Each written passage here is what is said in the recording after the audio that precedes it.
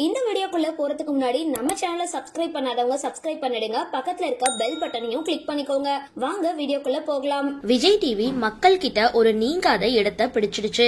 அதுக்கு காரணம் reality show. மக்களை பொழுது போக்குற விதமா பல நிகழ்ச்சிகள் ஒளிபரப்பாகிட்டு வர்றதுனால விஜய் டிவி சேனல் மக்களிடத்துல அதிக வரவேற்பை பெற்றுட்டு வருது. அத்தோட எக்கச்சக்கமான சீரியல்களும் கொண்டு வந்து குடும்பங்கள் கொண்டாடுற அளவுக்கு ஒரு இடத்தை தக்க வச்சிருக்கு. அதனால விஜய் டிவில சின்ன கதாபாத்திரம் முதல் பெரிய கதாபாத்திரம் யார் நடிச்சாலும் மக்கள் கிட்ட ஈஸியா பிரபலமாகிடுறாங்க. அப்படி இருக்கிற பட்சத்துல பிரைம் டைம்ல சீரியல் மூலமா செகண்ட் ஹீரோயினா நடிச்ச சாய் காயத்ரி நடிப்பால ரசிகர்கள் கிட்ட அதிக வரவேற்பை பெற்றிருந்தாங்க. அதுலயும் ஈரமான ரோஜாவே சீரியல் ஆண்டாள் கதாபாத்திரம் மூலமா எல்லாரையுமே சொக்க வச்சிருந்தாங்க.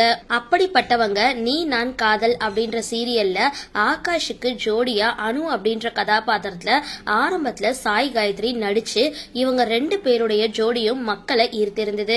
ஆனா திடீர்னு சாய் காயத்ரி உடல்நிலை கொஞ்சம் சரியில்லாத பட்சத்துல சீரியல்ல இருந்து அவசரமா பாதியிலேயே வெளியேறிட்டாங்க. அந்த வகையில சாய் காயத்ரிக்கு பதிலா அனு கதாபாத்திரத்துல அர்ஷிதா அப்படின்றவங்க நடிச்சிட்டு வந்தாங்க. ஆனா இவங்க அனு கதாபாத்திரத்துல தற்காலிகமா தான் நடிச்சிட்டு வந்திருக்காங்க. ஏன்னா மறுபடியும் அனு கதாபாத்திரத்துல சாய் காயத்ரியே நடிக்க வரப்போறதா தகவல்கள் வெளியாகி இருந்தது. பாதியிலேயே போன சாய் காயத்ரி திரும்பவும் அதே கேரக்டர்ல ரீஎன்ட்ரி கொடுக்க போறாங்க. இதனால ஆகாஷ் மற்றும் அனுவோட ரசிகர்கள் நிச்சயம் இவர்களை மறுபடியும் தூக்கி கொண்டாடுற வகையில காட்சிகள் அமைய போகுது.